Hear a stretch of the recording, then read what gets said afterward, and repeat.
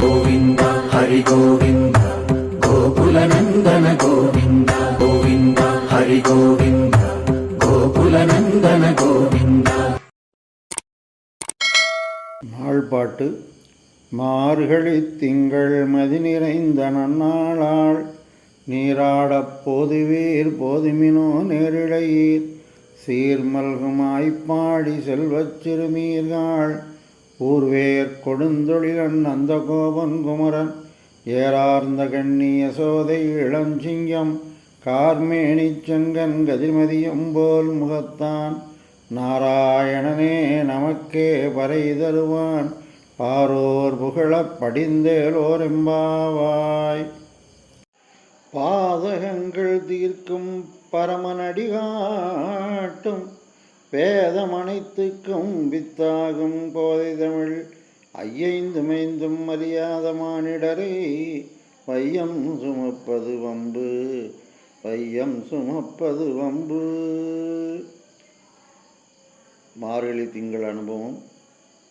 ஆண்டாளுடைய பெருமையோடு முதல் பாசுரத்தை அனுபவிப்போம். ஆண்டாள் நாச்சியார் தன்னை ஆயர்பாடி பெண்ணாக மாற்றிக்கொண்டு பெரியாழ்வார் விஷ்ணு சித்தர் வேதம் வல்லவராக இருந்து வேண்டிய வேதங்கள் ஓதி விரைந்து கிழித்தவருடைய பிள்ளையாக மமசுதா என்று வளர்க்கப்பட்ட அந்த குழந்தையானது எம்பெருமானை அடைய வேணும் என்று துடிப்பினாலே அருளி செய்ததுதான் திருப்பாவை நாச்சியார் திருமொழி. பொங்கும் பரிவாலே வில்லிபுத்தூர் பட்டர் பிரான் பெற்றான் பெரியாழ்வார் என்னும் பெயர். அவருக்கு தான் எம்பெருமானை தான் ரட்சிப்பதாக நினைத்து கொண்டு அவருக்கு பல்லாண்டு பாடினார். இதுவே எப்படி என்று சொன்னால் மங்களாசாசனம் சொரூப விருத்தம் என்று சொன்னாலும் ஞான திசையிலே தன் அகப்பிலே கிடக்கும் பிரேம திசையிலே தட்டுமாறி கிடக்கும் என்றார்கள். ஞானம் மிகுந்த நிலையிலே அவருடைய நிலையானது நாம் எம்பெருமானை காட்டிலும் உயர்ந்தவராக தன்னை நினைத்து கொண்டு அவருக்கு பல்லாண்டு பாடினார் என்று சொன்னால் இது அவருடைய பரிவு. குலசேகர ஆழ்வார் ஒரு ராஜாவாக இருந்தவர் திருமலையிலே ஏதேனும் ஆவேனை என்று அனுபவித்தார். ஒரு மரம் செடி கொடி ஏதாவது ஒன்று இருந்து ஆசைப்பட்டார். ஆனால் அப்படி ஆனாரான்னா ஆக முடியலை. அவருடைய மனநிலையோடு அப்படியே பகவத் சம்பந்தம் பெறணும் என்று ஆசைப்பட்டார். அதே மாதிரி ஆசைப்பட்டதோடு நின்றவர் குலசேகர ஆழ்வார். பெரியாழ்வாரும் ஆண்டாளும் கோப ஜென்மத்தை ஏறிட்டு கொண்டார்கள். ஏறிட்டு கொள்ளுதல் என்று சொன்னால் ஒரு இடத்துல இல்லாத வஸ்துவை அங்கு இருக்கதாக தன்னைத்தானே நினைத்து கொண்டு சிறந்த ஞான பக்தியோடு அந்த அனுபவத்தை தாங்கள் அனுபவிப்பது. அதாவது பெரியாழ்வாருக்கு இன்னொரு பெயர் என்ன என்று சொன்னால் விஷ்ணு சித்தர். விஷ்ணுவை தன் சித்தத்திலே வைத்து கொண்டிருந்தவர். அப்பேற்பட்டவருடைய வளர்ப்பு பிள்ளையாகினாலே இவருடைய கிருஷ்ண பக்தி யசோதையாக மாறினார், தேவகியாக மாறினார். அப்படியே கண்ணனை தான் பெற்று வளர்த்தது போலே அனுபவித்தார். அந்த அனுபவம் முழுவதும் பெரியாழ்வாருடைய கிருஷ்ண அனுபவமாக இருந்தது. அவருடைய திருக்குமாரத்தியாகினாலே இவள் என்ன செய்தாள் என்று சொன்னால் தானும் ஆண்டாளுடைய அந்த நிலையானது கோபகன்னியாக ஏறிட்டு கொண்டாள். இதுக்கு பேர் என்ன சொல்றதுன்னா அனுராகம். அதாவது அனுராகம் என்று இல்லாததை தான் ஏறிட்டு கொள்வது. தான் ஒரு பிராமண பெண்ணாக இருந்தாலும் கோபியர்களாக இடைப்பேச்சு முடை நாற்றம் அப்படியே அந்த ஆயர்பாடியில் என்ன இருக்கோ அதே மாதிரி தன்னை மாற்றிக்கொண்டு ஆயர்பாடியாகவே அந்த ஸ்ரீவில்லிபுத்தூரை நினைத்து கொண்டு நந்தகோபனுடைய திருமாளிகையாக அந்த வடபெருங்கோயிலுடைய அந்த அவனுடைய திருவடிவாரத்தையே நந்தகோபனுடைய திருமாளிகையாகவும் அந்த திருவடிவாரத்திலே பள்ளி கொண்டிருக்கக்கூடிய எம்பெருமான் சீமன் கண்ணனாக அவனுக்கு அங்கே பள்ளி கொண்டிருக்கக்கூடியவன் ஆலமரத்தின் ஆல விருட்சத்திலேயே பள்ளி கொண்டிருக்கார். அவர் அற்புதமான சேவை கலாதாபத்தில் இருக்கார். கலரில் தான் இருப்பார், வேறு எங்கேயும் அந்த மாதிரி சேவிக்க முடியாது. அங்கும் திருக்குறுங்குடி தான். அப்பேற்பட்ட அந்த ஆல இலையிலே பள்ளி கொண்டு இருக்கக்கூடிய எம்பெருமானை கண்ணனாக பாவித்து அங்கே சென்று தன்னுடைய ஆசையை பூர்த்தி சொல்ல வேணும் என்று சொல்லி நேராக சென்று தான் எப்படியாவது கண்ணனிடத்திலே அடைய வேணும். என்ன காரணம் என்று சொன்னால் கிருஷ்ண அனுபவம் முழுவதும் பெரியாழ்வாருக்கு இருந்தது அப்படியே இங்கு மடை மாற்றி வந்துவிட்டது. இந்த அனுபவத்தை இவர் அடைய வேணும் என்று துடித்து அங்கு சென்ற பொழுது கண்ணன் முகங்காட்டவில்லை, பேசவில்லை. எதுவுமே இல்லை, அர்ச்சாவதார சமாதியை கடந்து வராமல் அப்படியே இருந்தாராம். தான் சிறு பிள்ளையாக இருந்ததுனால எல்லோரும் சொன்ன அந்த கிருஷ்ண அனுபவத்தையும் தன்னுடைய தந்தையினுடைய அனுபவத்தையும் கேட்டுக்கொண்டு எப்படியாவது கண்ணனையே தன்னுடைய கணவனாக அடைய வேண்டும் என்று துடித்தாள், பாரித்தாள். அந்த பாரிப்பு என்ன ஆயிடுச்சுன்னு சொன்னால், தனக்கு உண்ண முடியவில்லை, உறங்கவில்லை, துடித்து கொண்டிருந்தாள். அந்த நேரத்தில் அப்பொழுதெல்லாம் பிரவசனம் செய்து கொண்டு கிராமமாக வருவார்கள். அவர்கள் அந்த ஊரிலே இருந்து ஒரு 10 நாள் கதை சொல்லுவது என்று சொல்லி அவர்கள் கொடுக்கக்கூடிய நெல்லோ அரிசியோ வாங்கி அவர்கள் காலத்தை கழித்து கொண்டு வருவார்கள். அப்படி வந்தவர்கள் ஸ்ரீவில்லிபுத்தூரிலே வந்து எம்பெருமான் கண்ணனுடைய லீலைகளெல்லாம் சொல்ல தான் கேட்டு இன்னும் தன்னுடைய காதல் அவாவை ஏறிட்டு கொண்டார், கூடிவிட்டது. அப்படி சொல்லுகிற பொழுது கிருஷ்ணானுபவத்திலே தடை ஏற்பட்ட கோபியர்கள் எல்லாரும் கிருஷ்ண அனுபவத்திலே அதாவது பரிபூர்ணமான பூர்ண சந்திரிகையாக இருக்கக்கூடிய காலம், அங்கு யமுனை நதியினுடைய கரையிலே அனைவரும் ஆடிப்பாடி குளிர்ந்து கொண்டிருந்தார்களாம் கண்ணனோடு. கண்ணன் என்ன செய்வான் என்று சொன்னால், திடீரென்று அவர்களை விட்டு பிரிந்து அவர்களை அதாவது துடிக்க விட்டு அதை வேடிக்கை பார்ப்பானாம். அந்த மாதிரி பயிர்கின்ற பொழுது அவர்களால் தரிக்க முடியவில்லை. எப்படி தாய் ஒரு காய்கறி மாட்டுக்கு சென்றால் கூட, மார்க்கெட்டுக்கு சென்றால் கூட பிள்ளை அதுவரையிலும் வீட்டில் அழுதுகிட்டே இருக்கும். எம்பெருமான் இவனோடு கூடி இருந்து கலசி பரிமாறி கொண்டிருந்தவன் சென்று விட்டான் என்ற உடனே தரிக்ககில்லேன் என்று சொல்லி அப்படியே துடித்தார்களாம். அதில் ஒரு பெண்ணை என்ன செய்தால்னா, நான் தான் கண்ணன், நீ தான் கோபி என்று சொல்லி ஒருவரை ஒருவர் ராஜகிரியிடையிலே அப்படியே ஆடுவது போலே ஆடி அவருடைய தாபத்தை தீர்த்து கொண்டார்கள்.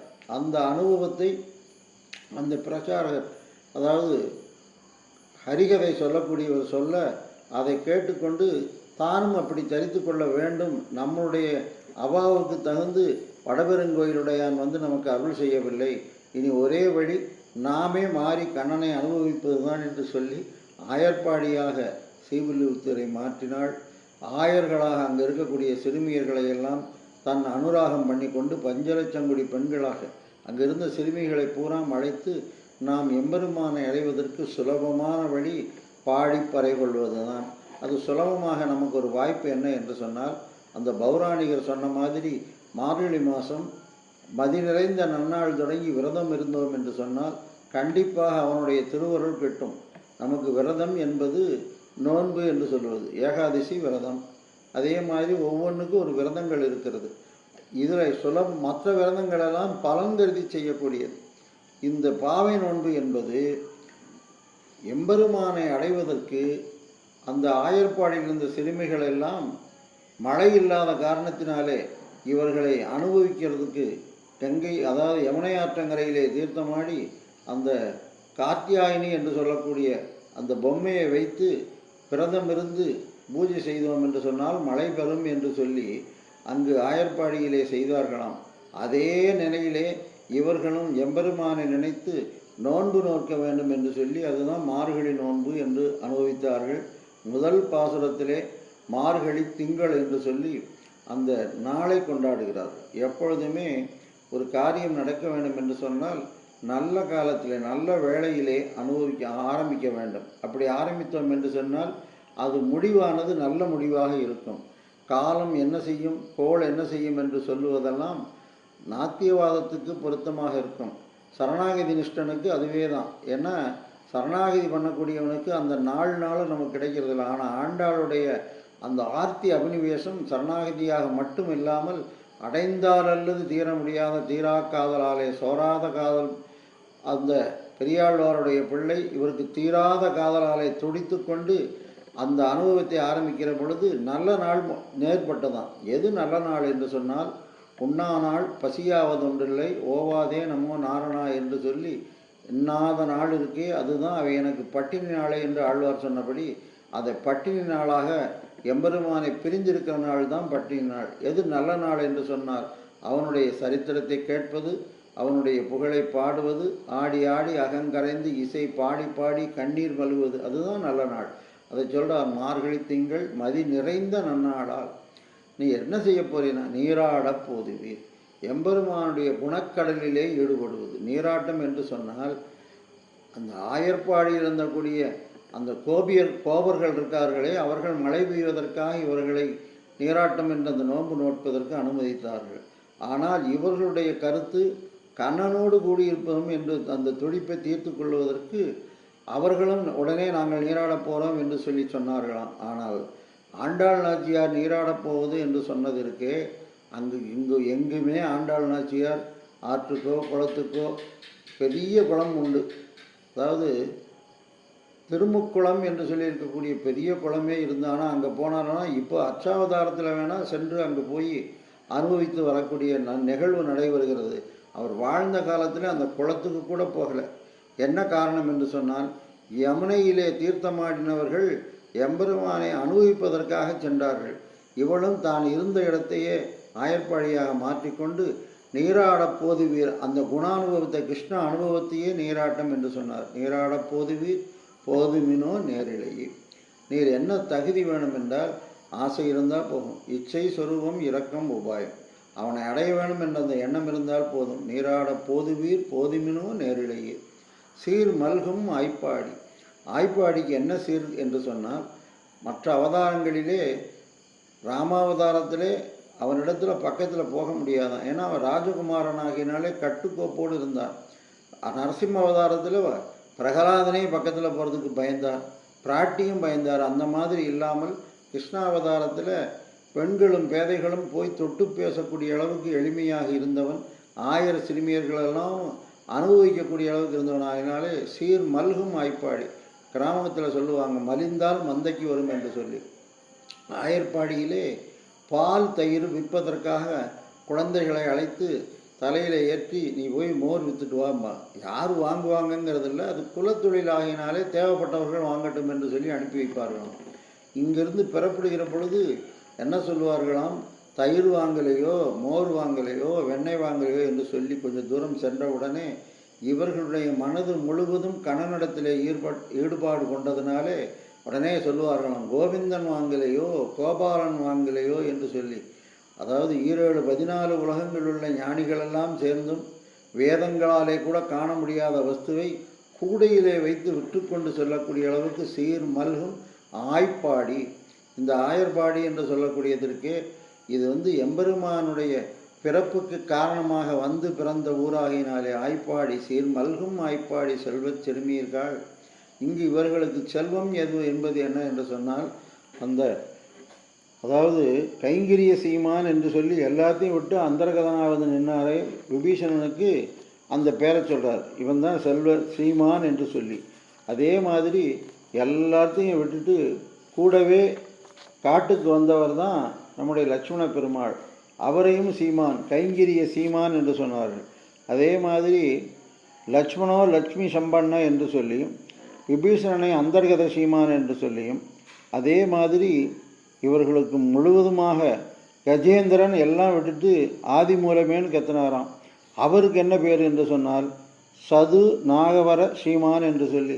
இப்படி இவர்களுக்கு எது செல்வம் என்று சொன்னால், எம்பெருமானோடு கூடியிருப்பது தான் செல்வம்.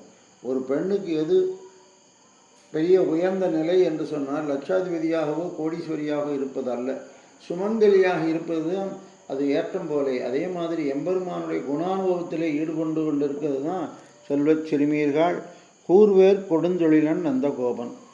அடியார்களுக்கு துன்பம் வந்தால் அதை காப்பதற்காக எம்பெருமான் எப்படி 108 திவ்ய தேசங்களிலே சக்கரத்தையும் சங்கையும் ஏற்றி கொண்டு, சில இடங்களில் அஷ்டபுஜ, காஞ்சிபுரத்தில் இருக்கார், அஷ்டபுஜமாக 8 கையிலையும் 8 ஆயுதங்களை வைத்து கொண்டு இருக்கார். இது எதற்கு என்று சொன்னால், நீ மாசுசக, நீ கவலைப்படாதே, நான் இருக்கிறேன் என்று சொல்லி. எப்படி காவல்துறை அதிகாரிகள் சும்மா இருந்தாலும் மடியிலே அந்த துப்பாக்கியை வைத்து கொண்டு இருப்பார்கள். ஏதாவது துன்பம் என்றால் உடனே போய் எடுத்துகிட்டு வர்றதில்லை, அப்போவே எடுத்து அதை உபயோகப்படுத்துறதுக்காக தான் எப்போவுமே தன்னுடைய தயார் நிலையில் வைத்திருப்பார்களாம். அதே மாதிரி நந்தகோபன் இருக்கின்றானே, அவன் பரமசாது, பசும்புல் சாகாமல் நடக்கக்கூடியவன். தெருவில் நடந்தான்னு சொன்னால் ஒரு ஈய எறும்பு கூட அது நசுங்கி விடக்கூடாது என்று சொல்லி சுதாரணமாக நடக்கக்கூடிய வல்லமை படுத்தவன். அவ்வளவு, அதாவது கருணை என்று சொன்னால் அவனிடத்திலாம் கற்றுக்கொள்ள வேணும். அப்பேற்பட்டவன் கையில் வேல் வைத்து கொண்டு நின்றானான். ஏனென்று கேட்டால், நமக்கு சேர்ந்திருக்கக்கூடிய இந்த வஸ்துவாக இருக்கிற கண்ணன் இருக்கின்றானே அவனுடைய வடிவுலகிலே அவர் ஈடுபட்டு இவனுக்கு ஏதாவது தீங்கு வருமே என்று சொன்னால் அதை உடனே அழிக்க வேண்டும் என்று சொல்லி ஒரு சிறு எறும்பு வந்தால் கூட ஏதோ ஒரு புலி வந்து விட்டது போலே பாய்ந்து அந்த வேலாலை குத்துவானான். அது மட்டுமல்ல, அந்த வேலை எப்பொழுதுமே தீட்டி பதமாக வைத்திருப்பானான். கூர்வேல் கொடுந்தொழிலன் என்று சொன்னால் அடியார்களுக்கு துன்பத்தை போக்கக்கூடிய நிலையிலே எம்பெருமான் இருப்பது போலே இவன் எதிரிகளை அழிப்பதற்காக தன்னுடைய தொழில் காப்பவனாக இருந்தும் அழிப்பவனாக மாற்றிக்கொண்டான். ஆகினாலே கூர்வேல் கொடுந்தொழிலன் நந்தகோபன் குமரன். நந்தகோபன் எம்பெருமான் மகன் ஒருவர்க்கெல்லாம் மாமேனிப்பிறான். ஆனால் இந்த அவதாரத்திலே நந்தகோபனை தனக்கு தகப்பனாக ஏறிட்டுக்கொண்டான். மற்றவர்களெல்லாம் பிள்ளை வேணால் வரமிருந்து பெறலாம், ஆனால் தகப்பனை தேர்ந்தெடுத்து கொள்வது எம்பெருமான் ஒருவன் தான். தசரதனை தகப்பனாக தேரிட்டு கொண்டான். அதே மாதிரி வசுதேவரை தகப்பனாக ஏறிட்டு கொண்டான். இங்கு நந்தகோபனை ஏற்றுக்கொண்டாராம். என்ன காரணம் என்றால், அவன் எல்லாம் என்ன செய்தான்னா, தான் பிள்ளையாக கண்ணனை பெற வேண்டும் என்று தான் வசுதேவர் நினைத்தாராம். ஆனால் கண்ணனை வளர்க்க வேண்டும் என்று சொல்லி அந்த யசோதை ஆசைப்பட்டதனாலே ஆதியஞ்சோதி உருவை அங்கு வைத்து இங்கு பிறந்தது போலே அங்கு கம்சனுடைய சிறையிலே பிறந்து சுலபமாக ஆயர்பாடிக்கு வந்து அங்கு ஆனந்தமாக நந்தகோபனுக்கு அவனுடைய லீலைகளையெல்லாம் காட்டினானான். நந்தகோபன் எப்பொழுதுமே தன்னுடைய பிள்ளைக்கு என்ன தீங்கு வருமோ என்று துடித்து கொண்டிருந்தானான். ஆனால் நந்தகோபன் இருக்கிற பொழுது அப்படியே அடக்கமான நல்ல பிள்ளை போல எம்பெருமான் கண்ணன் இருக்கின்றானே அவ்வளவு சாதுவாக இருப்பானான். அவன் வெளியே சென்ற உடனே என்ன செய்வானாம், ஏறார்ந்த கண்ணி யசோதைக்கு இளஞ்சிங்கமாக இருப்பானாம். யசோதைக்கு என்ன ஏறார்ந்த கண்ணி என்று சொன்னால், கண்ணனுடைய வடிவிலகு கண்ணனுடைய நிறம் இருக்கின்றதே, அதை உத்து உத்து பார்ப்பாராம். இவருக்கு ஏதாவது தீங்கு வருமோ என்று உத்து பார்த்து பார்த்து அந்த கருப்பானது இவருடைய கண்ணிலே ஏறிவிட்டதாம். ஏறார்ந்த கண்ணி யசோதை இளஞ்சிங்கம் என்கிறார்கள்.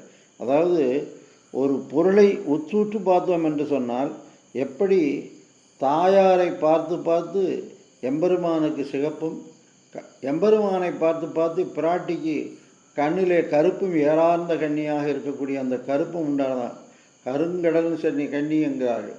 அப்பேற்பட்ட நிலையிலே ஏறார்ந்த கண்ணி யசோதை இளம் சிங்கம். யசோதைக்கு சிங்கமாக இருப்பாராம், இளஞ்சிங்கமாக. போமா என்று சொல்லிவிட்டு ஓடி விடுவானாம். அப்பேற்பட்ட கார்மேனி செங்கன் கதிர்மதியம் போல் முகத்தான். இவன் யார் தெரியுமா? மேகங்களை போன்று உள்ள நிறத்தை உடையவன். அதாவது ஆண்டாள் நாச்சியார் பின்னாடி சொல்லுவார்கள், தன்னுடைய நாச்சியார் திருமொழியிலே இந்த மேகங்களெல்லாம் எம்பெருமானுடைய நிறத்தை எப்படி பெற்றீர்கள் என்று கேட்பாராம். ஏனென்றால் எம்பெருமான் தான் ஆதி மூலம், அவனுக்குள்ள நிறம் இந்த மேகங்களுக்கு வந்திருக்கிறதே என்று பார்த்து அதிசயிப்பாளாம். இவன் எப்பேற்பட்டவன் என்று சொன்னால், கார்மேனி செங்கன், மேகம் போன்ற நிறத்தை மட்டுமல்ல குணமும் அப்படியே. யார் விரும்புகிறார்களோ விரும்பவில்லையோ மழை பெய்வது போலே எம்பெருமான் கேட்டவர்கள் கேட்காதவர்கள் அத்தனை பேர்த்துக்கும் கீதை அருளி செய்தான். யாருக்கு விருப்பம் இருக்கோ படித்துக்குங்க, அதை பற்றி கவலை இல்லை. ஆனாலும் தன்னுடைய கருணையினாலே மழை போன்றே பெய்தானாகினாலே கார்மேனி செங்கன் கதிர் மதியம் போல் முகத்தான். எப்பேற்பட்டவன் என்றால், சூரியன் போன்று குணமும் சந்திரன் போன்ற குணமும் இருக்குமா. ஒரே நேரத்தில் சூரியனும் சந்திரனும் திங்களும் ஆதித்யனும் எழுந்தாற்போல்னு இன்னொரு பாசத்தில் சொல்லுவார். இங்கே கதிர் மதியம் என்றால் சூரியன் போன்ற எதிரிகளை தகிக்கக்கூடிய அந்த உஷ்ணத்தை உடையவனும், தன்னுடைய அடியார்கள் பார்க்கின்ற பொழுது எப்படி ஒரு காவல்துறை அதிகாரி திருடனுக்கு கண்டால் பயமாக இருக்கும், அதே அவனுடைய பிள்ளை அவனுடைய மடியிலே ஏறி விளையாடுவது போலே இவர் கண் எப்படி இருந்தால் எதிரிகளுக்கு சூரியனைப் போலவும் தன்னுடைய அடியார்களுக்கு சந்திரனைப் போலவும் கதிர் மதியம் போல் முகத்தான். யார் தெரியுமா? இவன்தான் நாராயணனே, இவன்தான் பரம்பொருள், நாரங்களுக்கெல்லாம் அயனமாய் இருக்கக்கூடியவன். அத்தனை வஸ்துக்கள், நாரங்கள் என்று சொன்னால் அத்தனை ஜீவாத்மாக்கள் மட்டுமல்ல, உலகில் உள்ள ஜடப்பொருள் அந்த ஜீவாத்மா என்று சொல்லக்கூடிய சித்து அத்தனையும் தன்னுடைய உடம்பாக கொண்டிருக்கக்கூடியவனாகினாலே நாராயணனே நமக்கே, அவனே கதி என்று இருக்கக்கூடியவன். நாம் எப்படி இருக்க வேண்டும் என்று சொன்னால், சிலர் பிறருக்காகவே வாழ்வார்கள், சிலர் தனக்காகவே வாழ்வார்கள். அப்படி இல்லாமல் நம்முடைய உடம்பானது எம்பெருமானாலே கொடுக்கப்பட்டது. இந்த உடம்பு யாருக்கு சொந்தம் என்றால் எனக்கு என்று இல்லாமல் இதுவும் என்னையும் என் உடைமையையும் என்று சொன்னது போல, உடைமை எது என்று சொன்னால் உடம்பு, என்ன என்று சொன்னால் ஜீவாத்மா. இந்த ஜீவாத்மாவும் இந்த அசித்தா இருக்கக்கூடிய உடம்பும் இந்த அசித்து சம்பந்தப்பட்டு இருக்கக்கூடிய உலகில் அத்தனை வஸ்துக்களும் யாருக்கு சொந்தம் என்று சொன்னால் நாராயணனே தஞ்சம் என்று இருக்கக்கூடிய நமக்கே பறை தருவான். பறை என்று சொன்னால் எப்படி ஒரு தாய் குழந்தை இல்லாத தாய்க்கு குழந்தை பெற்றால் அதுதான் அவளுக்கு பறை. அதே மாதிரி கணவனே இல்லாமல் அடையாமல் இருந்தக்கூடிய ஒரு ஸ்ரீக்கு கணவன் கிடைத்தால் அது பறை. ஆனால் இந்த ஜீவாத்மாவுக்கு எது பறை என்று சொன்னால் பரமாத்மாவுடைய திருவடிக்கு தொண்டு செய்வது, அதுதான் மோட்சம் என்று சொல்லக்கூடியது. தொண்டே செய்து தொழுது வழியொழுக பண்டே பரமன் படித்த பணிவகையே என்றார் ஆண்டாள் நாச்சியார். முதல் பாசுரத்திலே பறை தருவான் என்று சொன்னார்.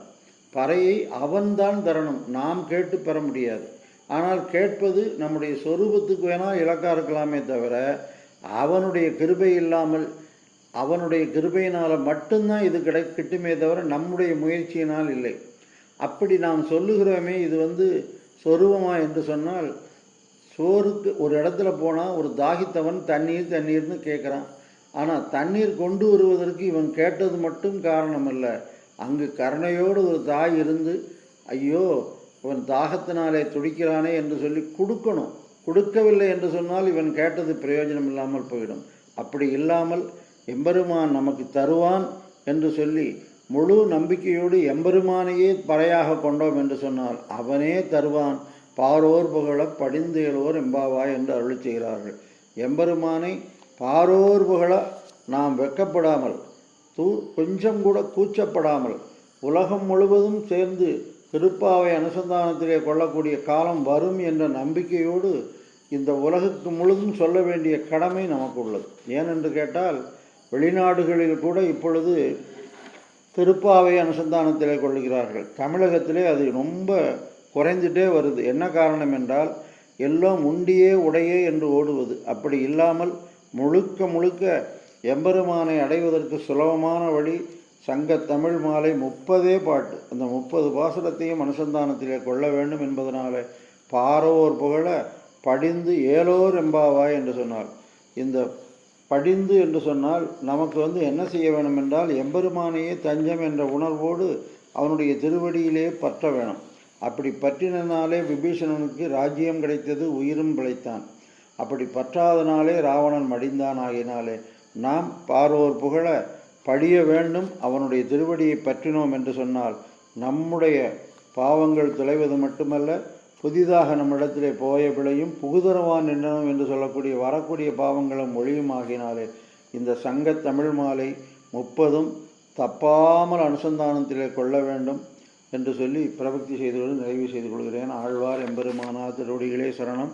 சூடி கொடுத்த நாச்சியார் திருவடிகளே சரணம்.